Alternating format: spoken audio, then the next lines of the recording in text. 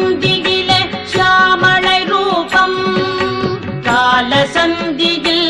அம்மா புவனை வடிவம்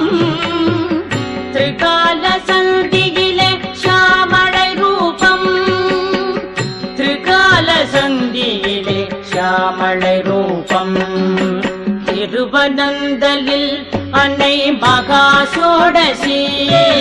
வீணா பூசையில் அவள் பாலை வடிவம்